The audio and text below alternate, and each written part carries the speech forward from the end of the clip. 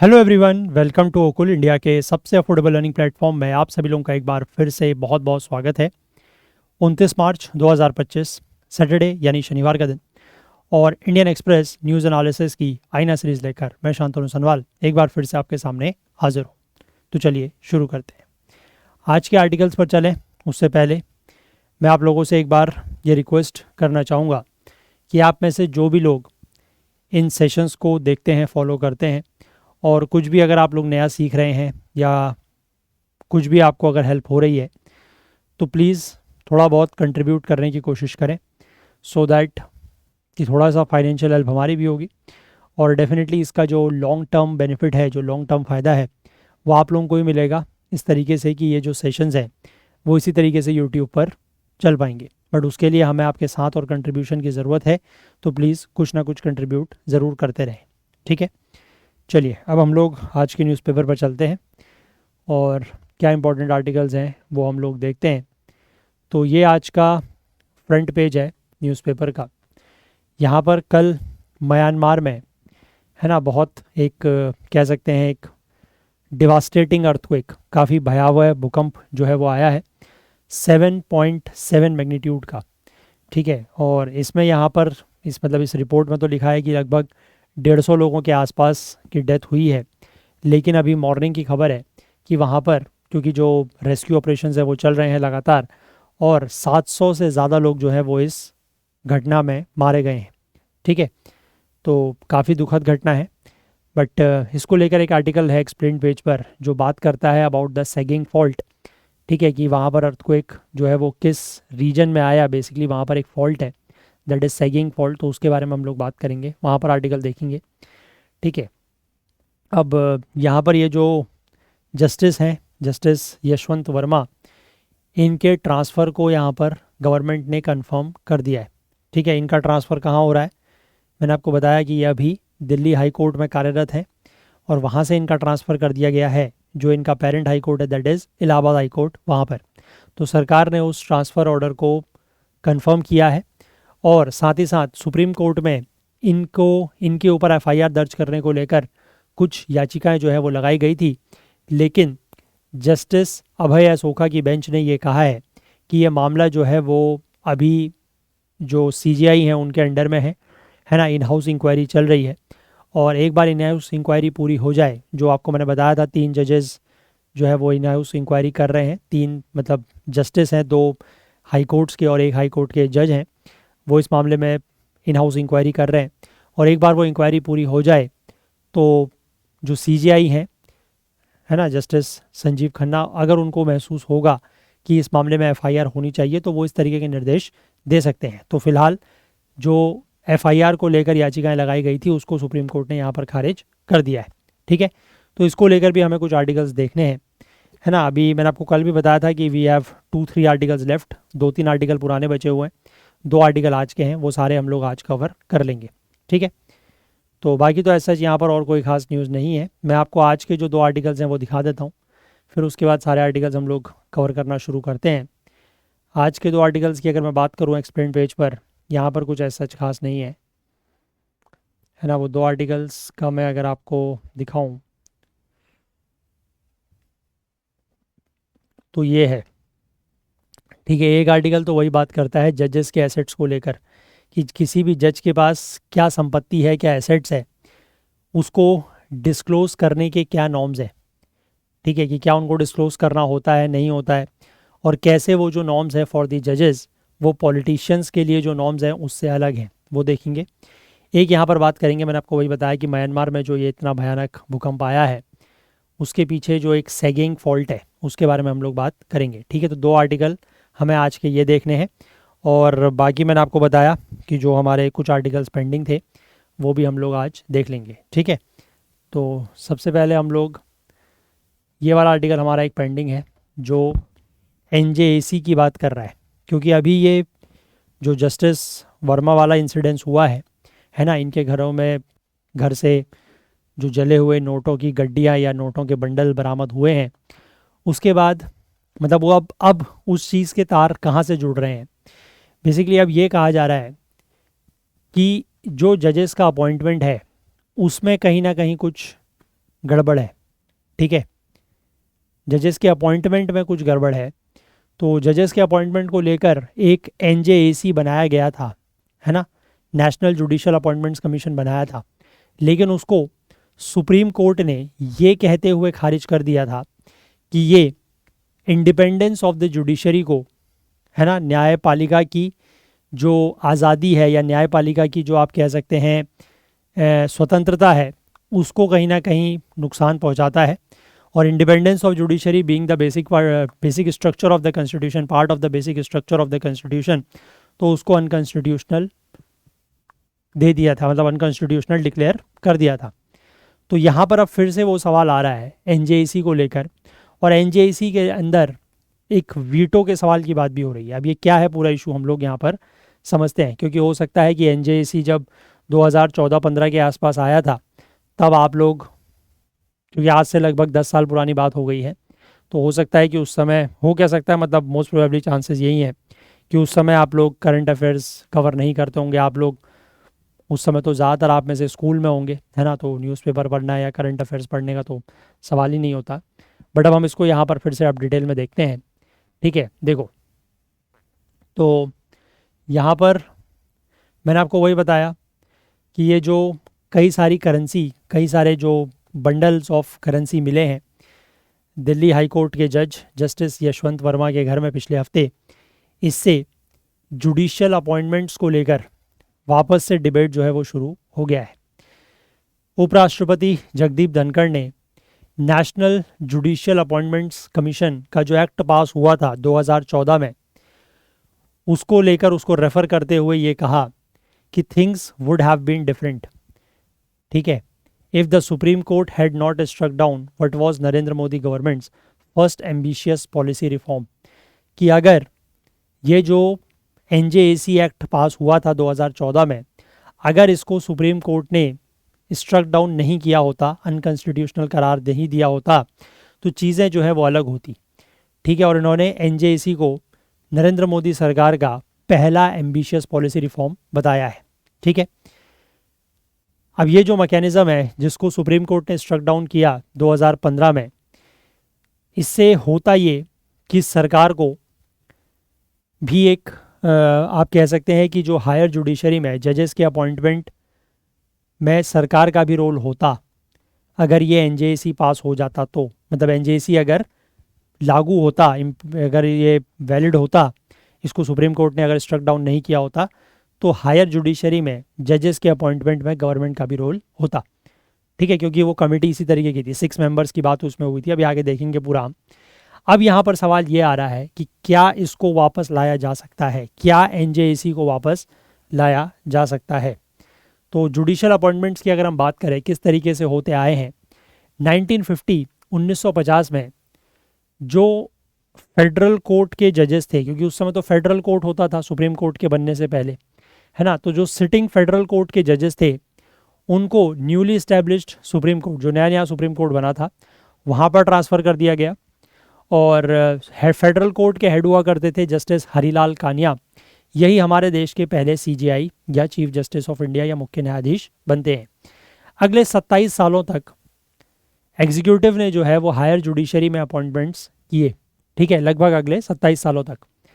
And although a socially conservative judiciary struck down several laws prompting parliament to repeatedly amend the constitution, this tussle barely affected the process of appointments। लेकिन इस दौरान भी ऐसा नहीं है कि executive जो है वो जुडिशरी के अपॉइंटमेंट्स करता था या जुडिशरी के अपॉइंटमेंट्स पे एग्जीक्यूटिव का रोल रहता था, लेकिन ऐसा नहीं था कि जुडिशरी और एग्जीक्यूटिव एक तरीके से आप कहिए कि साथ मिल के काम कर रहे थे, या जुडिशरी के सारे फैसले ऐसे नहीं होते थे कि they were always in the favour of the executive. ठीक है ना, कई बार ऐसा होता था कि कई सारे जो लॉज पार्लियामेंट की तरफ से पास होके आते थे उसको जुडिशरी ने स्ट्रक डाउन किया है। ठीक है, अब जैसे होता यही था, खासकर आपने अगर पास्ट में थोड़ा सा पढ़ा हो तो जो इंदिरा गांधी का समय था, इंदिरा गांधी की सरकार का जो समय था, उस समय आप कह सकते हैं एग्जीक्यूटिव और जुडिशरी के बीच का जो टसल है वो काफ़ी ज़्यादा था। उस समय होता यही था कि पार्लियामेंट के थ्रू कोई भी लॉ पास कराया जाता था उसमें से ज़्यादातर लॉज ऐसे होते थे जो सुप्रीम कोर्ट के पास या जुडिशरी के पास जाते थे, जुडिशरी उनको स्ट्रक डाउन कर देती थी, अनकॉन्स्टिट्यूशनल डिक्लेयर कर देती थी। फिर उसको लेकर कोई और रास्ता निकाला जाता था, किसी तरीके से और अमेंडमेंट्स किए जाते थे। तो इस तरीके का टसल जो है वो जुडिशरी और एग्जीक्यूटिव के बीच में चलता रहता था। ठीक है, लेकिन इस टसल के बावजूद भी ये जो अपॉइंटमेंट की प्रोसेस है इस पर कोई असर नहीं पड़ा और जुडिशरी, हायर जुडिशरी के अपॉइंटमेंट्स में एग्जीक्यूटिव का रोल जो है वो बना रहा। ठीक है, ऐसा यहाँ पर होता रहा। लेकिन 1970s में फिर से वही इंदिरा गांधी की सरकार का समय था, चीज़ें जो है वो थोड़ा सा बदलती हैं। पहले से जनरली एक मतलब एक आप कह सकते हैं कि कोई एज सच कहीं पर रिटर्न या कोई वेल डिफाइंड रूल नहीं है, बट एक कन्वेंशन होता था और वो कन्वेंशन ये होता था कि सुप्रीम कोर्ट के जो भी सीनियर मोस्ट जज हैं वो अगले चीफ जस्टिस बनते थे। ठीक है, जो सिटिंग चीफ जस्टिस हैं जब वो रिटायर होते थे तो उनके बाद जो सीनियर मोस्ट जज होते थे सुप्रीम कोर्ट के, he used to be the next CJI. ठीक है, ऐसा होता था। लेकिन यहाँ पर इंदिरा गांधी की सरकार ने ये जो सीनियोरिटी वाला नॉर्म था इसमें छेड़खानी करी। ठीक है, तीन जजेस को, तीन सीनियर जजेस को सुपरसीड करते हुए जस्टिस एएन रे को सीजीआई अपॉइंट किया गया 1973 में। ठीक है, तो एक बार ये पहली बार हुआ 1973 में कि सीनियोरिटी वाला जो प्रिंसिपल था या जो नॉर्म था, बेसिकली नॉर्म कहेंगे उसको, प्रिंसिपल तो खैर वो नहीं है, कोई रूल नहीं है, नॉर्म है, एक परंपरा, एक ट्रेडिशन आप कह सकते हैं, उसको इग्नोर करते हुए, ठीक है, तीन जजेस को, तीन सीनियर जजेस को सुपरसीड करके जस्टिस एएन रे को जो है वो चीफ जस्टिस बनाया गया। ठीक है, 1973 में। फिर एक बार और होता है ऐसा 1977 में, जस्टिस एम एच बेग को अपॉइंट किया गया CGI over looking justice H R Khanna. ठीक है, सीनियोरिटी के हिसाब से जस्टिस एच आर खन्ना जो है वो जस्टिस एम एच बेग से ऊपर थे, लेकिन जस्टिस एम एच बेग को सीजीआई अपॉइंट किया गया। ठीक है, तो अब यहाँ पर बेसिकली क्या हुआ, एक तरीके से एग्जीक्यूटिव ने अपनी चलानी जो है वो आप कह सकते हैं शुरू कर दी, या उसका जो आप कह सकते हैं इंटरफेरेंस इस तरीके के अपॉइंटमेंट्स में वो बढ़ने लगा, या आप ये भी कह सकते हैं कि एग्जीक्यूटिव का जो डिस्क्रिशन है वो यहाँ पर कहीं ना कहीं हावी होने लगा, है ना। अब as a response to the executive's emergency era interference with the judicial appointments, the supreme court in subsequent rulings evolve the collegium system of appointments. अब यहाँ पर इन सारी घटनाओं के बाद, इन सारे इंसिडेंसेस के बाद सुप्रीम कोर्ट को या जुडिशरी को ये लगने लगा कि यार ऐसे तो किसी की भी सरकार अगर ज़्यादा पावरफुल होगी, ठीक है, क्योंकि उस समय तक तो जब इंदिरा गांधी की सरकार थी 1977 के आसपास भी, उसके बाद जनता पार्टी की सरकार जब बनती है तो उससे पहले जनरली कोलिजन गवर्नमेंट्स नहीं होती थी। ठीक है ना, सबसे पहले आपने देखा होगा कि जवाहरलाल नेहरू की सरकार चलती है, मतलब जब वो प्रधानमंत्री होते हैं, फिर उसके बाद आपका लाल बहादुर शास्त्री आते हैं, फिर इंदिरा गांधी आती हैं। तो उस समय तक हमारे देश में कोलिजन गवर्नमेंट का कोई परंपरा नहीं थी। कोलिजन गवर्नमेंट में इसलिए कह रहा हूँ क्योंकि कोलिजन गवर्नमेंट क्या है कि थोड़ा सा एक तरीके से आप कहिए, अगर जो रूलिंग पार्टी में अगर कोलिजन मेंबर्स ज़्यादा हैं या कोलिजन पार्टीज ज़्यादा हैं तो सरकार अपने से यूनिलेटरली, या एक पार्टी यूनिलेटरली अपने से डिसीजन नहीं ले सकती, क्योंकि वहाँ पर आपको अपने जितने भी कोलिजन मेंबर्स हैं उन सबको साथ लेके चलना होगा। अगर किसी ने भी थोड़ा सा इधर उधर या ना नुकुर करी तो सरकार गिरने का खतरा रहता है। ठीक है, लेकिन जब सिंगल पार्टी की सरकार हो तब ऐसा कोई खतरा नहीं रहता। ठीक है ना, तो इंदिरा गांधी के समय तक तो ऐसा था नहीं। अब इन्होंने अपनी तरफ से जो है वो ज़्यादा इंटरफेयर करना शुरू किया, सीनियोरिटी के नॉर्म को भी इन्होंने यहाँ पर जो है वो ओवरलुक करना शुरू किया। तो अब जुडिशरी को ये लगा कि यार ऐसे तो अगर आने वाले समय में यही चीज़ें चलती रही तो एग्जीक्यूटिव का जो दखल है, जो इंटरफेरेंस है, वो जुडिशरी के अपॉइंटमेंट्स में बहुत ज़्यादा बढ़ जाएगा।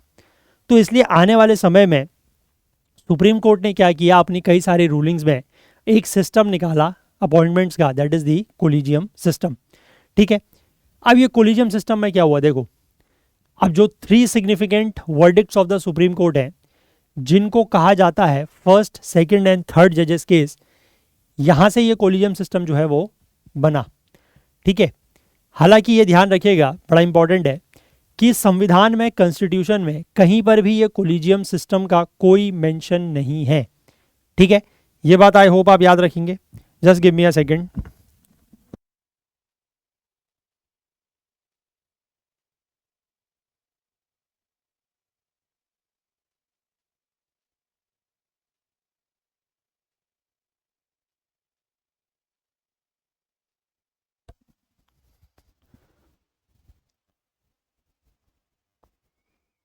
ठीक है, ये ध्यान रखना कि कॉन्स्टिट्यूशन में कहीं पर भी कोलिजियम सिस्टम का कोई मेंशन नहीं है।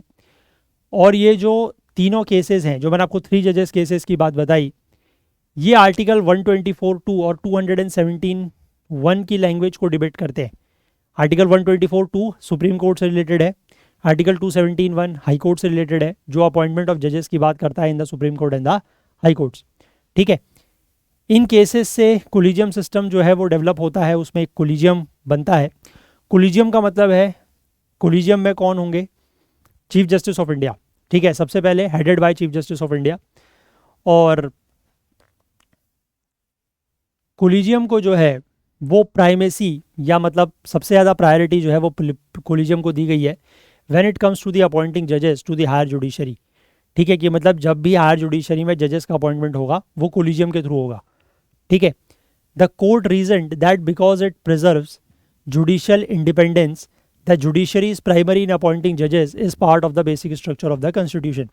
ठीक है, तो कोर्ट ने ये कहा कि हमने ये जो कोलिजियम सिस्टम लेके आए हैं, है ना, क्योंकि ये जुडिशियल इंडिपेंडेंस को प्रिजर्व रखता है, क्योंकि इसके वजह से किसी का भी जुडिशरी में कोई इंटरफेरेंस नहीं है ना, कोई दखल किसी का नहीं है। तो इसलिए जो जुडिशरी की प्राइमेसी है इन अपॉइंटिंग द जजेस, वो basic structure of the constitution का पार्ट है। Because basic structure of the constitution में एक फीचर ये भी है, दैट इज जुडिशियल इंडिपेंडेंस। ठीक है, अब जो सुप्रीम कोर्ट का कोलिजियम है which is headed by the CJI, और इसमें 4 मोस्ट सीनियर मोस्ट जजेस होते हैं। ठीक है, 1993 से इस कोलिजियम ने रिकमेंडेशंस किए हैं टू द गवर्नमेंट और for the appointment of the जजेस to the SC, the appointment of chief justice of the high courts and the transfer of जजेस ऑफ हाई कोर्ट्स। ठीक है, तो 1993 से ये कोलिजियम का क्या काम रहा है कि ये कोलिजियम सरकार को बेसिकली रिकमेंड करता है। ठीक है, जजेस के अपॉइंटमेंट को लेकर, सुप्रीम कोर्ट में जजेस का जो अपॉइंटमेंट होता है उसको लेकर रिकमेंड करता है। चीफ जस्टिस, जो हाई कोर्ट के चीफ जस्टिस हैं, उनको उनके अपॉइंटमेंट को लेकर ये रिकमेंडेशन देता है, और साथ ही साथ जो हाई कोर्ट के जजेस हैं उनके ट्रांसफ़र को लेकर रिकमेंडेशन देता है। एक 3 मेंबर का कोलिजियम भी होता है which is headed by the CJI and comprising the 2 senior most जजेस of that court makes recommendations for the appointment of जजेस टू दी हाई कोर्ट्स। ठीक है, हाई कोर्ट के जजेस के अपॉइंटमेंट के लिए जो कोलिजियम है उसमें 3 मेंबर होते हैं। वन इज CJI, मतलब चीफ जस्टिस ऑफ इंडिया, और बाकी उस कोर्ट के 2 जजेस, 2 सीनियर मोस्ट जजेस। ठीक है, तो जजेस के अपॉइंटमेंट, मतलब हाई कोर्ट के जजेस का अपॉइंटमेंट ऐसे, और सुप्रीम कोर्ट में जजेस का अपॉइंटमेंट, या हाई कोर्ट के चीफ जस्टिस का अपॉइंटमेंट, या फिर हाई कोर्ट के जजेस का ट्रांसफ़र, उसको लेकर जो कोलिजियम है उसमें CJI प्लस 4 सीनियर मोस्ट जजेस ऑफ द सुप्रीम कोर्ट। ठीक है, ये 2 वर्जन्स हो गए कोलिजियम के जो आपको ध्यान रखने हैं। ठीक है, आई होप क्लियर है बात यहां तक।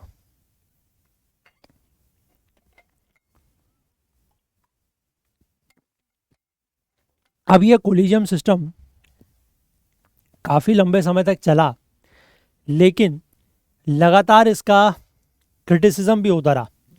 ठीक है, लगातार इसका क्रिटिसिज्म या इसकी आलोचना भी होती रही, और इस बेसिस पर या इस आधार पर इसकी आलोचना होती रही कि ये बड़ा ओपेक है। ठीक है, ये अनअकाउंटेबल है। मतलब अब सीधी सी बात है, एक तरीके से अगर आप इसको इस एंगल से भी देखें कि जजेस का अपॉइंटमेंट या जजेस का ट्रांसफ़र या जो भी है वो जजेस ही कर रहे हैं। ठीक है, अब वो किस आधार पर कर रहे हैं, किस आधार पर वो उनका रिकमेंडेशन दे रहे हैं किसी के भी नाम का, तो उसके बारे में कोई चीज़ बाहर निकल के नहीं आती। ठीक है, तो इसीलिए कहा गया है कि ये अपनी ओपेकनेस और बीइंग अनअकाउंटेबल, इसका काफ़ी ज़्यादा क्रिटिसिज्म या आलोचना भी हुई है। अब जब मोदी सरकार 2014 में सत्ता में आती है, तो ये पहला जो मेजर रिफॉर्म लाते हैं वो यही है कि जुडिशियल अपॉइंटमेंट्स की प्रोसेस को थोड़ा सा बदला जाए। अगस्त 2014 में पार्लियामेंट ने कॉन्स्टिट्यूशन कॉन्स्टिट्यूशन का 99th अमेंडमेंट एक्ट 2014 जो है वो पास करा, और एक national judicial appointments commission act पास करा 2014 का। ठीक है, ये 2 लॉ जो हैं वो प्रोवाइड करते हैं for an independent commission to appoint जजेस to the supreme Court and high courts replacing the collegium system. इसमें ये था बेसिकली कि एक इंडिपेंडेंट कमीशन होगा, है ना, जिसका काम क्या होगा कि सुप्रीम कोर्ट और हाई कोर्ट के जजेस का अपॉइंटमेंट करना, और ये कोलिजियम सिस्टम को रिप्लेस करेगा। ठीक है, the laws enjoyed near complete consensus across the political spectrum. अब ये बड़ी बात है कि ये जो लॉ पास किया गया, इसमें लगभग लगभग आप कह सकते हैं कि सभी पार्टीज़, ठीक है, मतलब क्या सत्ता पक्ष क्या विपक्ष, सब ने इस लॉ का फेवर किया, इस एक्ट का फेवर किया इसको पास करने में, ठीक है।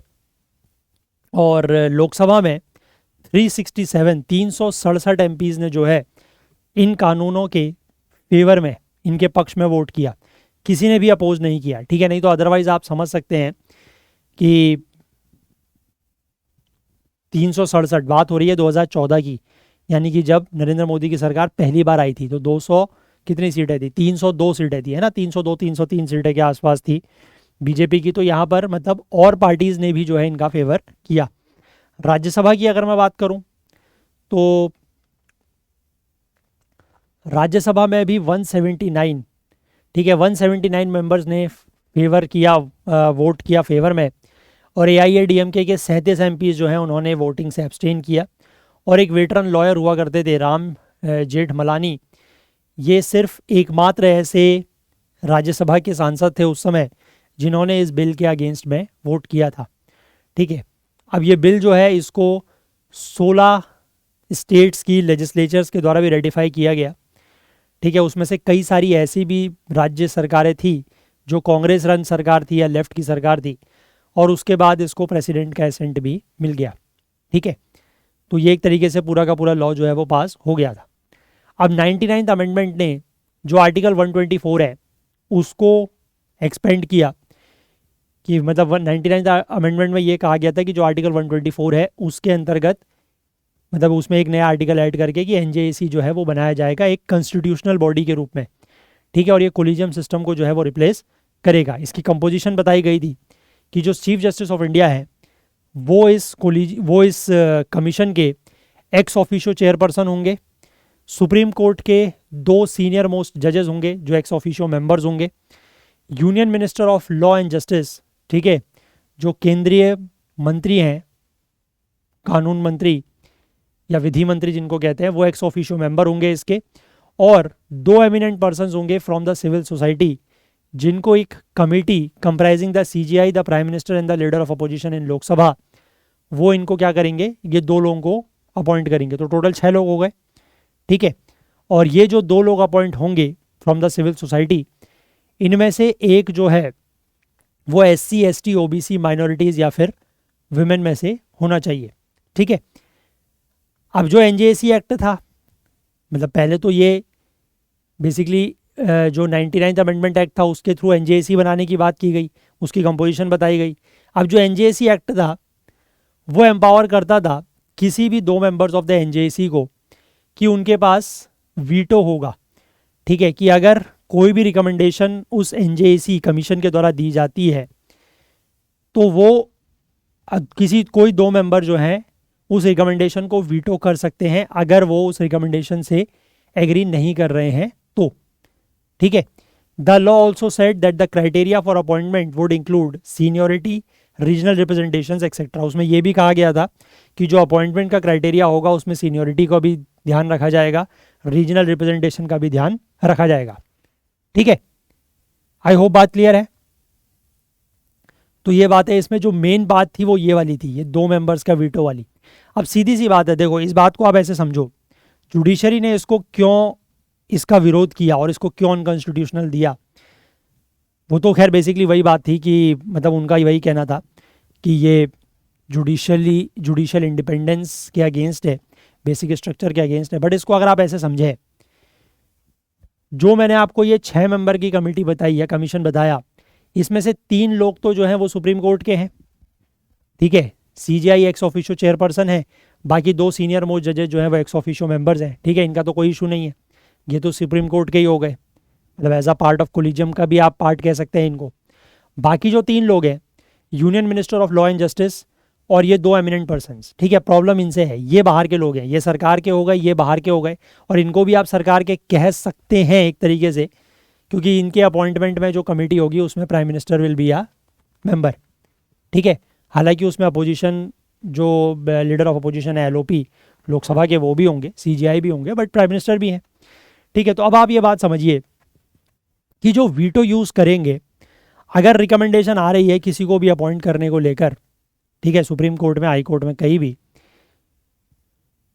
तो उस रिकमेंडेशन का विरोध, ठीक है, उस रिकमेंडेशन का विरोध अगर वो नाम जुडिशरी की तरफ से आ रहा है तो ये तीन तो विरोध करेंगे नहीं, ठीक है। अगर उस पर्सन का, जो भी जज है, उनके अपॉइंटमेंट का अगर नाम जुडिशरी की तरफ से लाया गया है ना, जुडिशरी की तरफ से प्रपोज किया गया, तो ये तीन लोग तो विरोध करेंगे नहीं, क्योंकि ये तो जुडिशरी का हिस्सा है।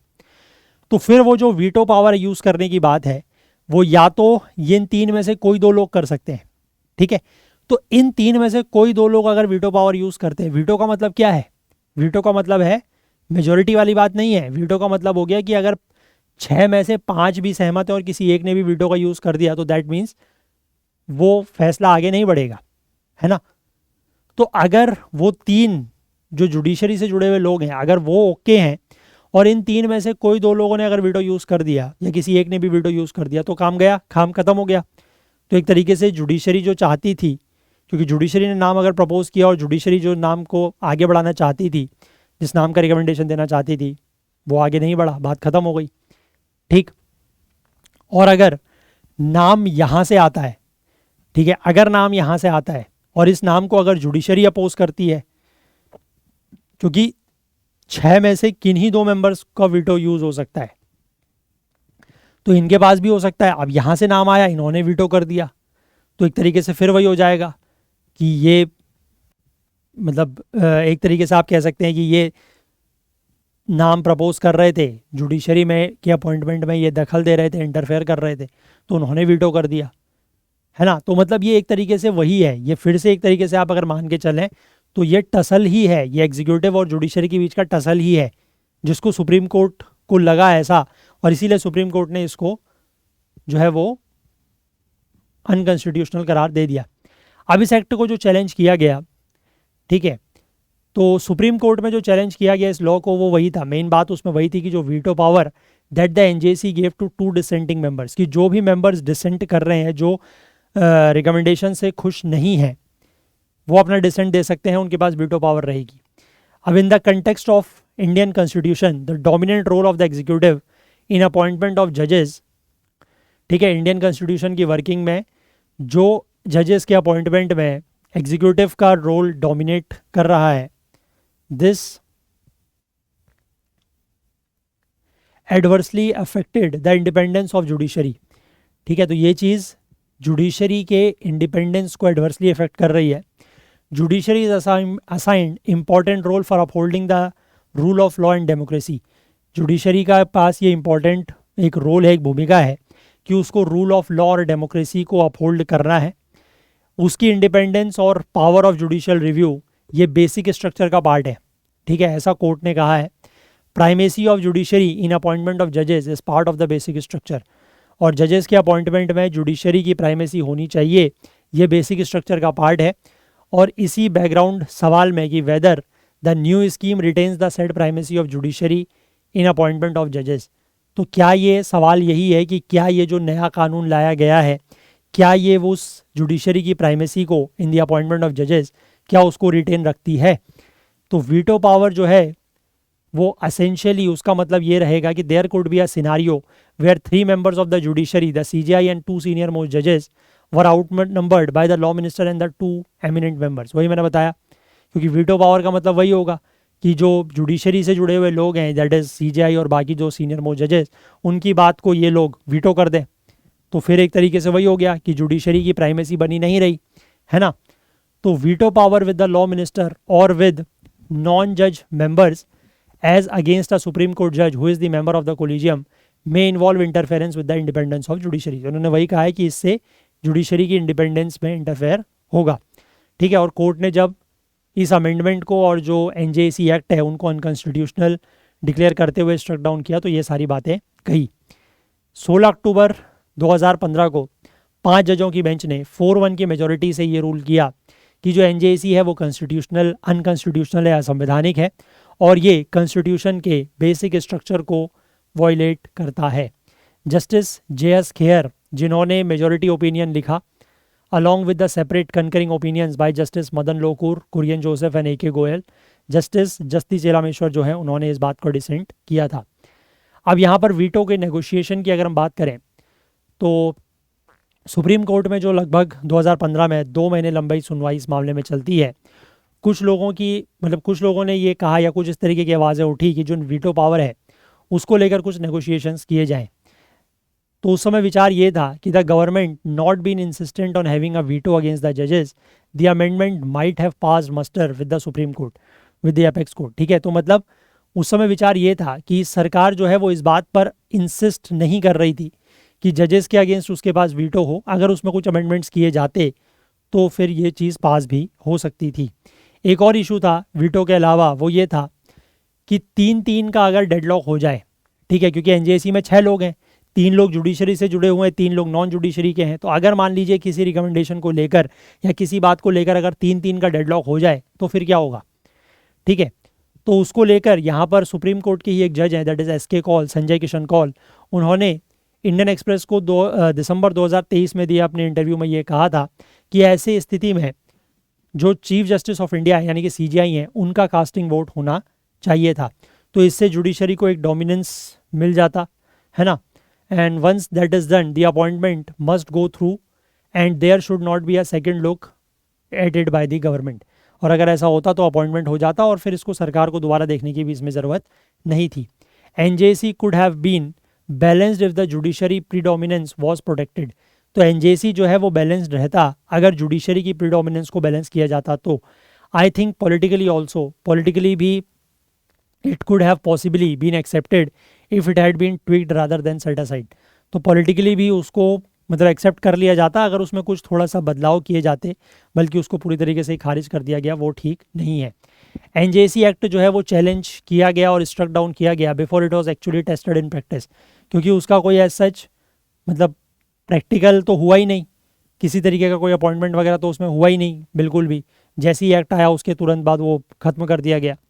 तो the ruling said that for the judiciary to be independent it was necessary that it had the primary say in the appointing जजेस।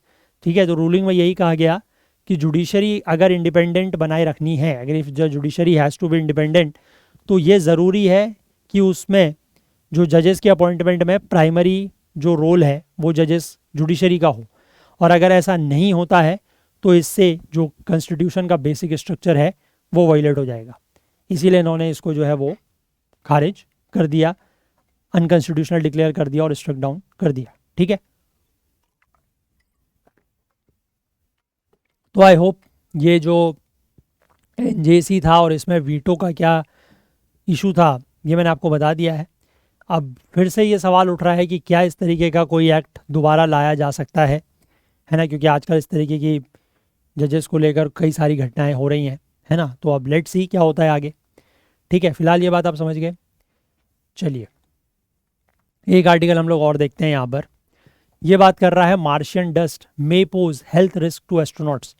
यहाँ पर एक स्टडी में ये बात कही गई है, मार्शियन डस्ट, मार्शियन मतलब मार्स, मंगल ग्रह की जो धूल मिट्टी है वो एस्ट्रोनॉट्स के लिए एक हेल्थ रिस्क, उनके स्वास्थ्य के लिए खतरा हो सकती है। ठीक है, देखो तो मार्शियन डस्ट से जो है वो रेस्पिरेटरी इश्यूज हो सकते हैं, है ना, और जो डिजीज़ या बीमारियों का खतरा है वो बढ़ सकता है एस्ट्रोनॉट्स के लिए। ऐसा एक स्टडी में बात कही गई है। स्टडी में ये कहा गया है कि जो फाइन डस्ट पार्टिकल्स हैं ये एस्ट्रोनॉट्स के लंग्स में जा सकते हैं, फेफड़ों में जा सकते हैं और उनकी जो ब्लड स्ट्रीम्स हैं वहाँ पर भी एंटर कर सकते हैं। तो it can be very dangerous. ठीक है, अब ये फाइंडिंग्स जो है वो क्यों सिग्निफिकेंट है, क्योंकि नासा और जो चाइनीज़ मैन्ड स्पेस एजेंसी है उनका प्लान है कि वो आने वाले दशकों में नासा पर एस्ट्रोनॉट्स भेजना चाहते हैं। इनके मिशंस में ये है कि मंगल ग्रह पर लंबे समय तक लोग रहें, ठीक है, कई महीनों तक लोग रहें और इवेंचुअली वहाँ पर परमानेंट हैबिटेट भी बना लें, मतलब परमानेंट वहाँ पर रहने की जगह बना लें। ईच मार्शियन ईयर यानी कि मार्स का जो 1 साल होता है वो लगभग अर्थ के 686 डेज़ के आसपास होता है।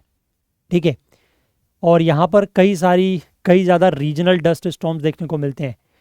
मार्शियन हर 3 साल में, मतलब वहाँ के लगभग हर 3 साल में ये जो स्टॉर्म है इस पूरे के पूरे प्लेनेट को, मतलब वहाँ पर इस तरीके का तूफान आता है जो पूरे के पूरे प्लेनेट को ढक लेता है।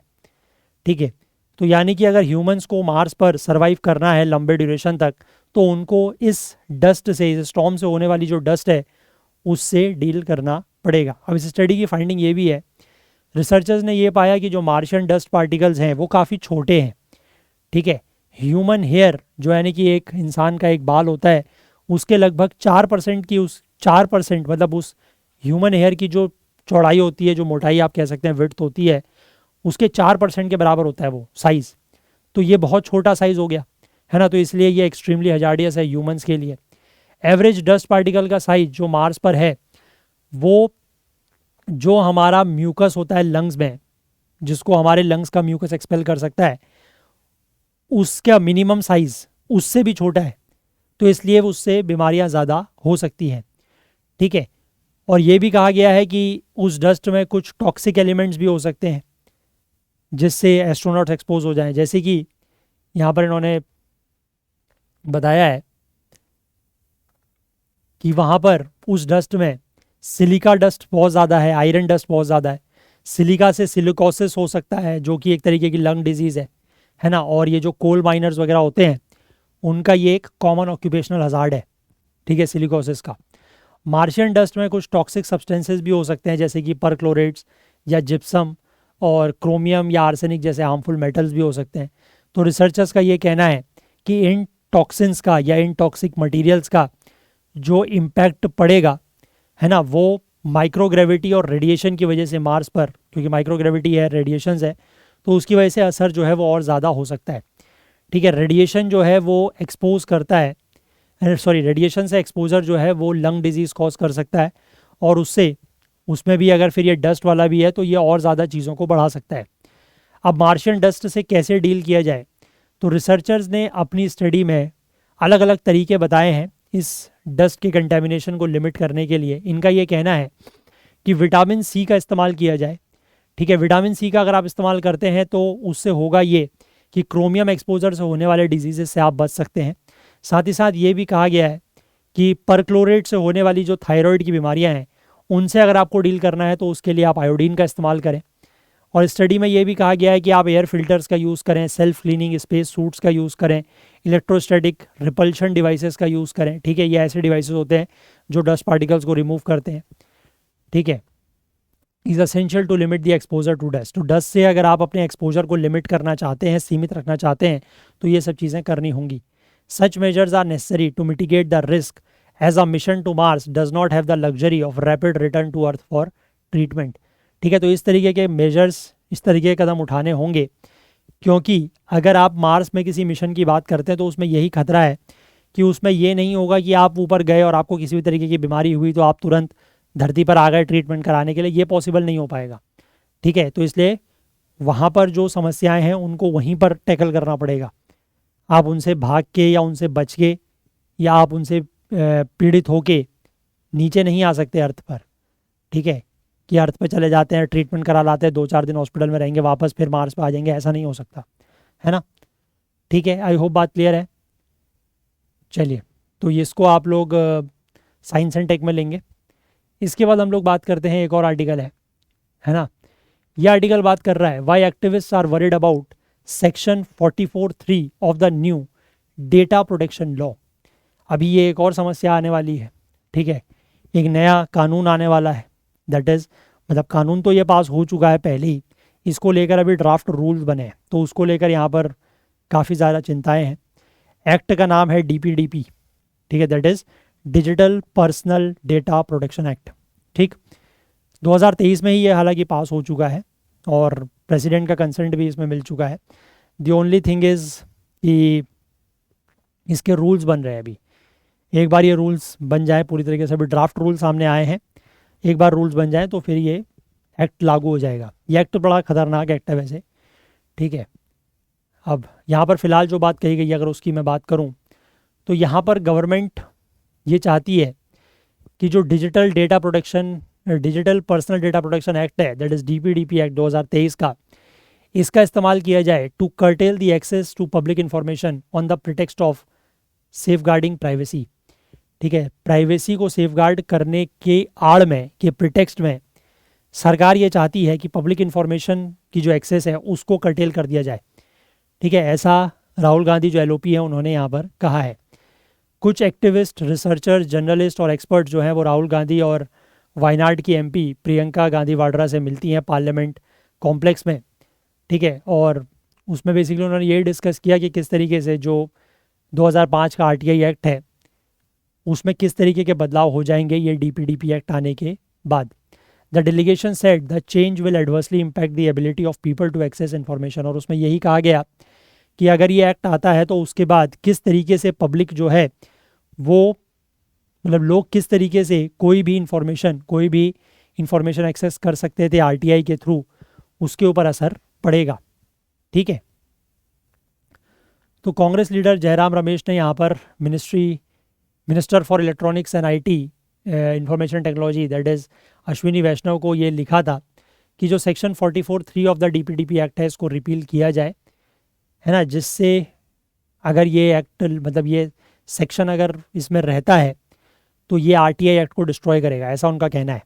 आरटीआई एक्टिविस्ट अरुणा रॉय, निखिल देव, प्रशांत भूषण, अंजलि भारद्वाज, इन्होंने एक प्रेस कॉन्फ्रेंस भी की है पिछले हफ्ते इसी चीज़ के लिए कि oppose the impending changes to the RTI act in line with the DPDP act. कि डीपीडीपी एक्ट आएगा तो इससे आरटीआई एक्ट में कुछ ऐसे बदलाव हो जाएंगे जिससे वही है कि इन्फॉर्मेशन एक्सेस करना पॉसिबल ही नहीं हो पाएगा।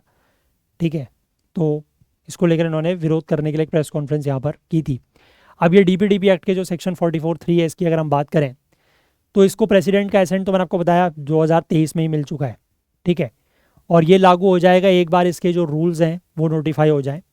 जनवरी में वैष्णव की मिनिस्ट्री यानी कि जो माइटी है उसने फीडबैक और कमेंट्स मांगे थे इन ड्राफ्ट रूल्स को लेकर, है ना, और कमेंट्स की जो ड्राफ्ट रूल्स के ऊपर कमेंट्स की जो विंडो है वो 18 फरवरी को क्लोज हो चुकी है। DPDP act is intended to provide for the processing of digital personal data in a manner that recognises both the rights of individuals to protect their personal data and the need to process such personal data for lawful purposes and for matters connected therewith और incidental there to. यानी कि ये जो digital personal ये है act है ना, digital personal data protection act जो है इसकी इंटेंशन क्या है, इसमें दो चीज़ें हैं। एक तो बात है कि डिजिटल पर्सनल डेटा को, किसी का भी कोई पर्सनल डेटा है, ठीक है, आपका मेरा किसी का भी पर्सनल डेटा क्या है, जैसे मान लीजिए आप किसी के साथ, अपने दोस्त के साथ व्हाट्सएप पर बात कर रहे हैं, वो आपका पर्सनल डेटा है, डिजिटल फॉर्म में है, तो that is your digital personal data. तो उस डिजिटल पर्सनल डेटा को इस तरीके से प्रोसेस किया जाएगा कि that recognises both the rights of individuals to protect their personal data.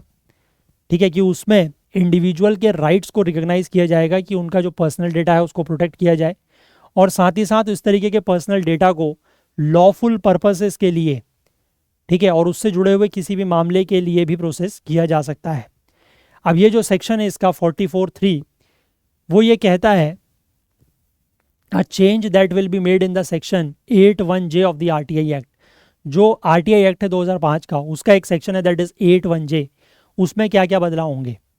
ठीक है, ये जो चेंज है आरटीआई एक्टिविस्ट का कहना है will greatly reduce the amount of information that government agencies are obligated to disclose under the 2005 act. कि इस एक्ट के आने से ये जो सेक्शन 81J है, बेसिकली सेक्शन 81J जो है 2005 के आरटीआई एक्ट का, उसमें ऐसी चीज़ें लिखी गई हैं कि ये इन्फॉर्मेशन डिस्क्लोज की जाएगी और ये इन्फॉर्मेशन डिस्क्लोज नहीं की जाएगी, है ना। अगर आपने कभी मतलब सुना हो या कभी आपने खुद भी अगर आरटीआई फाइल करी हो किसी भी चीज़ को लेकर, तो ऐसा कई बार होता है कि जो इन्फॉर्मेशन या जो जानकारी आप मांगना चाहें उसके बदले में सामने से ये जवाब आता है एजेंसी या अथॉरिटी की तरफ से कि हम आपको ये इन्फॉर्मेशन प्रोवाइड नहीं कर सकते हैं, because we are not obligated to provide that information under the section 81J of the RTI act 2005। ठीक है, उसमें यही चीज़ें लिखी हुई आती है। मैंने कई बार ट्राई किया है तो इसलिए मेरे को एक्सपीरियंस है, मैं इसलिए आपको बता रहा हूँ। ठीक है, तो ये चीज़ यहाँ पर लिखी गई है। ठीक है, अब ये जो आरटीआई एक्ट का सेक्शन 181J है वो यही कहता है कि there shall be no obligation to give any citizen information which relates to personal information the disclosure of which has no relationship to any public activity or interest or which would cause unwarranted invasion of the privacy of the individual unless the central public information officer or the state public information officer or the appellate authority is satisfied that the larger public interest justifies the disclosure of such information। ठीक है, तो 81J of the RTI act यही कहता है कि ऐसा कोई भी ऑब्लिगेशन नहीं है, ठीक है, कि इस तरीके की कोई भी इंफॉर्मेशन जो कि किसी की पब्लिक इंफॉर्मेशन नहीं है, पर्सनल इंफॉर्मेशन है, उसको डिस्क्लोज करना ज़रूरी नहीं है अगर वो पब्लिक एक्टिविटी या पब्लिक इंटरेस्ट में नहीं है और उससे अगर किसी इंडिविजुअल की जो प्राइवेसी है उसका अनवारंटेड इन्वेजन होता है तो इस तरीके की इन्फॉर्मेशन नहीं देनी है।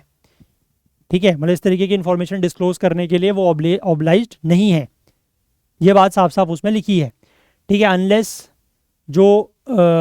अनलेस जो CPI हो, that is central public information officer, या जो स्टेट पब्लिक इंफॉर्मेशन ऑफिसर है या एपेलेट अथॉरिटी है, वो सेटिस्फाई होती है कि पब्लिक इंटरेस्ट में इस तरीके की इन्फॉर्मेशन को डिस्क्लोज करना चाहिए।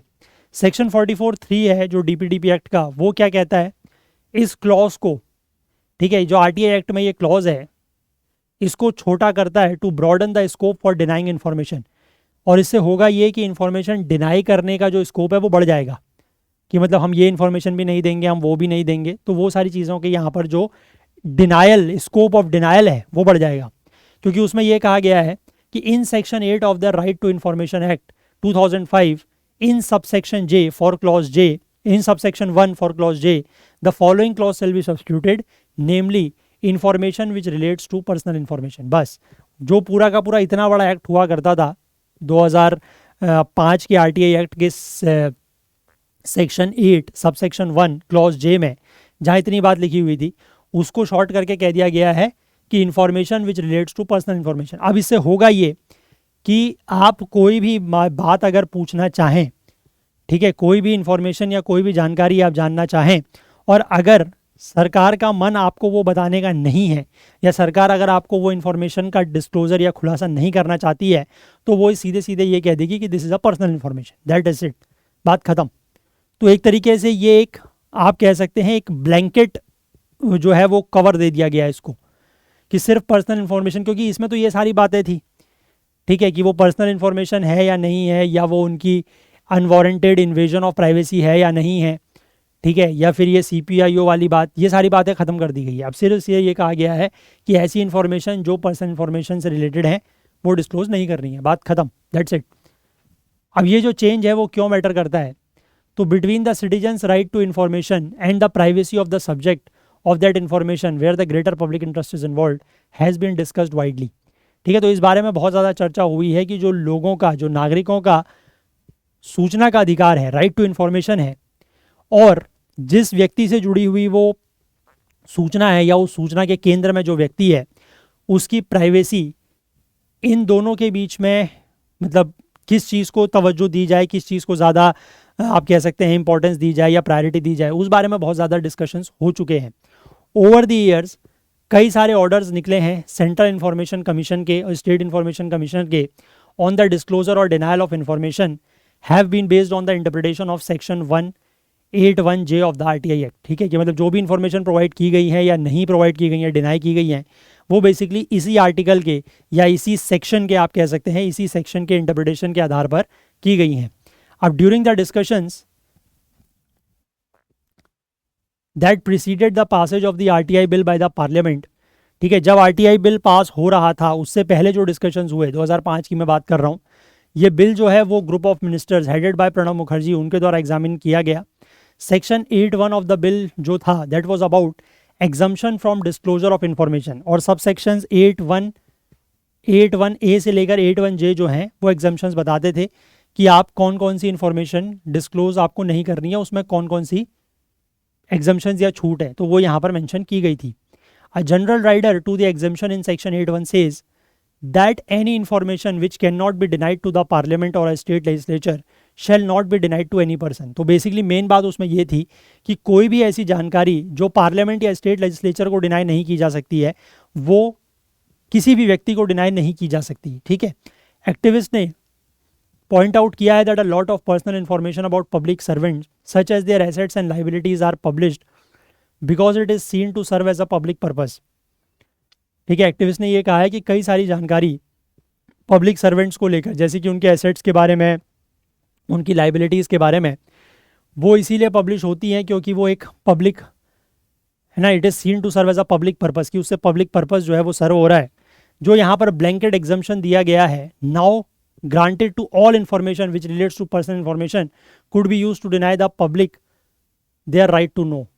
ठीक है, तो अब यहाँ पर जो ये ब्लैंकेट एग्जम्पशन दे दिया गया है हर तरीके की जानकारी को लेकर, उसमें यही कहा जाएगा कि ये पर्सनल इन्फॉर्मेशन है, तो उससे बेसिकली क्या होगा कि पब्लिक को जो उनके जानने का अधिकार है, जो उनके सूचना का अधिकार है, वो कहीं ना कहीं प्रभावित होगा। ठीक है, तो ये यहाँ पर बात हो रही है। समझ गए बात? क्लियर है? अच्छा, मैं इसके एक और प्रोविज़न का आपको जिक्र करता हूँ जो कि बड़ा ही डेंजरस है। वो ये है, ये खासकर उन लोगों के लिए है जो मतलब एक तरीके से आप कह सकते हैं जर्नलिस्ट हैं, पत्रकार हैं, या कोई भी ऐसे लोग जो किसी भी न्यूज़ को रिपोर्ट करते हैं, रिपोर्टर्स हैं। इसमें एक ऐसा प्रोविज़न है कि अगर आप किसी भी व्यक्ति को लेकर ठीक है, कोई रिपोर्ट कर रहे हैं, लेकिन आपको अपनी रिपोर्ट में किसी बात का खुलासा करना है, लेकिन आप अपनी रिपोर्ट में उस व्यक्ति का नाम तब तक नहीं डिस्क्लोज करेंगे या तब तक पब्लिश नहीं करेंगे जब तक आप उस व्यक्ति से परमिशन नहीं ले लेते, क्योंकि उस व्यक्ति का नाम उस व्यक्ति की पर्सनल इन्फॉर्मेशन है। और जब तक अगर आप उससे बिना परमिशन लिए उसका नाम पब्लिश करते हैं या डिस्क्लोज करते हैं, तो पहली बार ऐसा करने पर 250 करोड़ का जुर्माना है, 250 करोड़ की पेनल्टी है, और दोबारा अगर ऐसा किया जाता है तो पेनल्टी बढ़ के 500 करोड़ की हो जाएगी। अब ये समझो कि ये क्या है। अब जैसे मैं आपको एक इस मतलब जो अभी इंस्टेंस चल रहा है उसकी अगर बात करूं, जो जस्टिस यशवंत वर्मा वाला केस है, किसी ने मान लो किसी रिपोर्टर को इस बारे में पता लगा, ठीक है, ये कोई पुलिस ने तो ये कोई बात बाहर निकाली नहीं है, कहीं ना कहीं से मीडिया रिपोर्ट से ही आई है कि ऐसा हुआ। ठीक है, ये सारी चीज़ें तो बहुत लेट, लगभग एक हफ्ते के बाद फिर मतलब जुडिशरी की तरफ से या पुलिस की तरफ से बातें बाहर आई, पहले तो कहीं ये मीडिया रिपोर्ट से निकल के आई चीज़ें। तो ऐसे इस मामले में मान लो कि ऐसा किसी को पता लगता है, किसी पब्लिक सर्वेंट को लेकर, लेट से यहाँ पर ये यशवंत वर्मा जो है जस्टिस, इनकी बात अगर मैं इंस्टेंस दे के समझाऊँ आपको, है ना, तो इनका जैसा मामला है, तो किसी को पता लगा इनके बारे में कि ऐसा ऐसा हो रहा है, तो आप पूरी रिपोर्ट अपनी छाप सकते हैं, लेकिन उस रिपोर्ट में आप उस जस्टिस का नाम बिना उस जस्टिस से पूछे या बिना उस व्यक्ति से पूछे नहीं छाप सकते। अब सीधी सी बात है यार, मुझे एक बात बताओ, अब वो जस्टिस ने ऐसा अगर कुछ किया है या उनके घर में ऐसा कुछ मिला है, तो आप उनसे पूछने जाओगे कि साहब मुझे आपके घर में ये मिला है, मैं अपनी एक रिपोर्ट में आपका नाम छाप दूँ? वो कहेंगे हाँ हाँ छाप दो, पॉसिबल ही नहीं है। ठीक है, तो मतलब ये क्या हो रहा है, ये जो हमारे देश में एक तरीके से आप कह सकते हैं, इस बात को कहने में मुझे कोई संकोच नहीं है, जो हमारे देश में थोड़ा बहुत बची खुची आप कह सकते हैं पत्रकारिता है, जो एक आप कह सकते हैं कि रेमनेंट्स ऑफ जर्नलिज्म बचा हुआ है। ठीक है, सो कॉल्ड तो आपको पता है कि जो मेन स्ट्रीम मीडिया उसकी हालत तो क्या है, ठीक है, मुझसे बेहतर आप जानते हैं, तो उसके ऊपर तो कोई आप किसी चीज़ को लेकर रिलाय कर ही नहीं सकते, है ना, उससे तो आप कुछ उम्मीद भी नहीं रख सकते हैं कि वो किसी चीज़ को लेकर कुछ डिस्क्लोजर्स या कुछ करेगी। बट द थिंग इज़ कि आप इस बात को समझिए कि जो बची खुची पत्रकारिता है, ठीक है, चाहे वो सोशल मीडिया के थ्रू हो रही है या किसी भी और प्लेटफॉर्म के थ्रू हो रही है, या कोशिश कर रहे हैं कुछ जर्नलिस्ट, कुछ रिपोर्टर्स इस तरीके के काम करने की, कुछ उनके खुद की वेबसाइट्स हैं या वटेवर, तो वो भी अगर ऐसा नहीं कर पाएंगे कि मतलब कोई भी चीज़, और ऊपर से ये देखो ये वाला मज़ेदार, ठीक है, पर्सनल इन्फॉर्मेशन, आप किसी के बारे में कोई जानकारी चाहें तो वो पर्सनल इन्फॉर्मेशन का ब्लैंकेट ढक के उसको आपसे छुपा दिया जाएगा, आपको वो इन्फॉर्मेशन दी नहीं जाएगी। तो आप ये समझिए कि देश में जो चल रहा है, जो एक्चुअल में घटित हो रहा है, जो घटनाएं हो रही हैं, वो आम जनता तक पहुंचेगी कैसे? मेन स्ट्रीम मीडिया ने तो पहुंचानी नहीं। ठीक है, जो बची खुची पत्रकारिता है, जो किसी तरीके से लड़ के कोशिश करके कहीं से जानकारी या कहीं से कुछ घटनाओं को ढूंढने की कोशिश करती है, अगर इस तरीके की चीज़ें आ जाएंगी तो फिर वो भी नहीं कर पाएगी। नाम आप किसी का खुलासा कर नहीं सकते, ठीक है, ब्लैंकेट एग्जम्पशन पकड़ा के वो नहीं कर सकते, तो होगा क्या? आप मुझे खुद बताइए, होगा क्या? What will happen? Where we are heading towards? हम किस दिशा में आगे जा रहे हैं? ये देश किस दिशा में आगे जा रहा है? क्या आप मुझे इसके बारे में कुछ बोल सकते हैं? Do you have anything to explain? अगर आपको चीज़ों की समझ है तो यू विल रियली फील, ऐसा मुझे लगता है एटलीस्ट, कि we are not heading towards the right direction, कि हम सही दिशा में नहीं जा रहे हैं। ठीक है, सब चीज़ों को आप कंटेक्चुअली जोड़ के देखिए। अभी कुछ दिनों पहले, मैं खैर हालांकि आप लोगों से ज़्यादा डिस्कस आजकल करता नहीं हूँ, क्योंकि फिर आप लोगों को लगता है कि मैं इस पार्टी का एजेंट हूँ, उस पार्टी का एजेंट हूँ, इसका विरोधी हूँ, उसका विरोधी हूँ। I have no connections, no links to any party, to any political person, any one, to any political leaders. ठीक है, अभी कुछ दिनों पहले एक ये जो इंडियन एक्सप्रेस का ही एक न्यूज़पेपर आता है दूसरा, फाइनेंशियल एक्सप्रेस, उसमें एक रिपोर्ट छपी थी कि पिछले 10 सालों में जो मिडिल क्लास है, ठीक है, मिडिल क्लास जो है, पिछले 10 सालों में उसकी जो इनकम है वो आधी हो गई है। ठीक है, मिडिल क्लास की इनकम आधी हो चुकी है, but that class is not ready to speak up. वो किसी भी मामले में अब बोलने को तैयार नहीं है। ठीक है, दैट इज द कंडीशन, मुझसे बेहतर आप जानते हैं। ठीक है, तो एक काम करते हैं, आज अब ज़्यादा हो जाएंगे, आई थिंक 2 आर्टिकल्स वैसे और थे आज के, तो अब वो थोड़ा सा मुझे लग रहा है ज़्यादा हो जाएंगे। तो एक ये था, है ना, और एक ये जो मैंने आपको बताया जजेस के डिस्क्लोजर वाला एसेट्स का, और एक बेसिकली आर्टिकल ये जो सेगेंग फॉल्ट है इसको लेकर था। ठीक है, तो चलो ये सेगिंग फॉल्ट वाला कर लेते हैं। ठीक है, वो वाला डिस्क्लोजर वाला आज रहने देते हैं, उसको फिर हम लोग मंडे को ले लेंगे, है ना। तो सेगिंग फॉल्ट की अगर हम बात करें तो देखो, मैंने आपको बताया कि 7.7 मैग्नीट्यूड का एक बहुत ही पावरफुल अर्थक्वेक जो है वो आया, और उसके बाद लगभग 6 आफ्टर शॉक्स आए।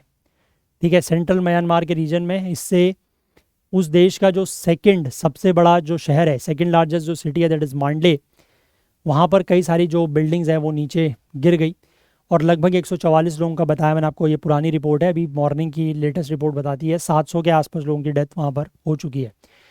इससे जुड़ा हुआ जो पड़ोसी देश है, दैट इज़ थाईलैंड, वहाँ पर भी प्रभावित हुआ है ना। उसका जो कैपिटल है, दैट इज़ बैंकॉक, वहाँ पर एक बहुत बड़ी स्काई स्क्रेपर बन रहा था, अंडर कंस्ट्रक्शन था, वो कोलैप्स हो गया। लगभग 9 लोग के आसपास वहाँ पर मारे गए।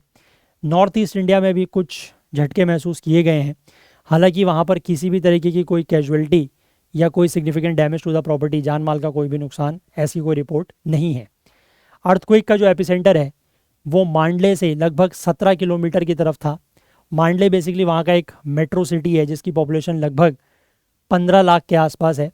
एक शैलो अर्थक्वेक था। शैलो अर्थक्वेक मतलब जिसकी जो डेप्थ है वो बहुत ज़्यादा ज़मीन में नहीं होती है, सिर्फ 10 किलोमीटर के आसपास था।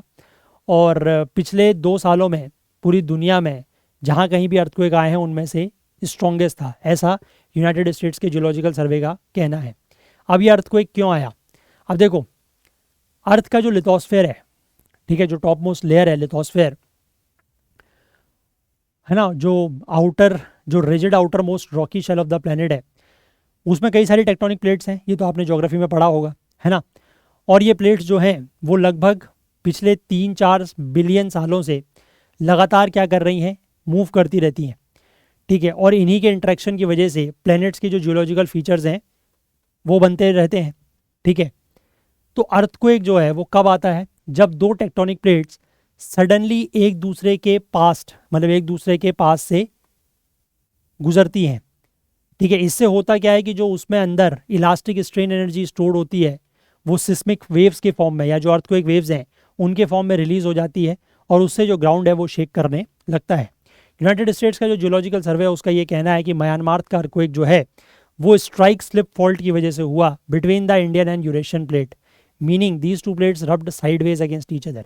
आपने देखा होगा, जनरली मैं अभी आपको इमेज भी दिखा दूंगा, कि जो ये टेक्टोनिक प्लेट्स होती हैं या तो ये कन्वर्ज कर रही होती हैं, कन्वर्जिंग होती हैं, ठीक है, या डाइवर्ज कर रही होती हैं, या ये एक दूसरे के साथ रगड़ भी सकती हैं। ठीक है, दे कैन रब पास्ट ईच अदर।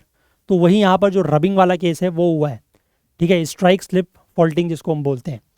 अर्थक्वेक जो है वो हुआ है जहाँ पर सेगेंग फॉल्ट है, वहाँ पर सेगेंग फॉल्ट जो है वो सेंटर ऑफ द म्यांमार से बिल्कुल नॉर्थ साउथ रन करता है, और यहाँ पर अर्थक्वेक प्रोन रीजन है। ठीक है, एक फॉल्ट क्या होता है? फॉल्ट एक ऐसा फ्रैक्चर या एक ऐसा जोन ऑफ फ्रैक्चर है दो ब्लॉक ऑफ रॉक्स के बीच में, which allow the blocks to move relatively to each other sometimes leading to earthquakes. ठीक है, तो बीच में जैसे मान लीजिए दो पत्थर हैं, उनके बीच में कोई जगह है, कोई स्पेस है, तो वो एक फॉल्ट हो गया, तो उस स्पेस की वजह से दो पत्थर आपस में मूव कर सकते हैं। ठीक है, वो आपस में कंप्रेस हो सकते हैं, ऐसे एक्सपेंड हो सकते हैं, या फिर एक दूसरे से रब कर सकते हैं। तो वही चीज़ यहाँ पर हुई है और उसी से अर्थक्वेक आता है। जो ये सैगिंग फॉल्ट है, this marks the tectonic plate boundary between the Indian plate and the to the west and the Eurasian plate to the east. Indian plate जो है वो नॉर्थ की तरफ मूव कर रही है as compare to the Eurasian plate. ठीक है, अब how frequently do earthquake occurs in Myanmar. Myanmar में अर्थक्वेक कितने ज़्यादा आते हैं, क्या फ्रीक्वेंसी रहती है?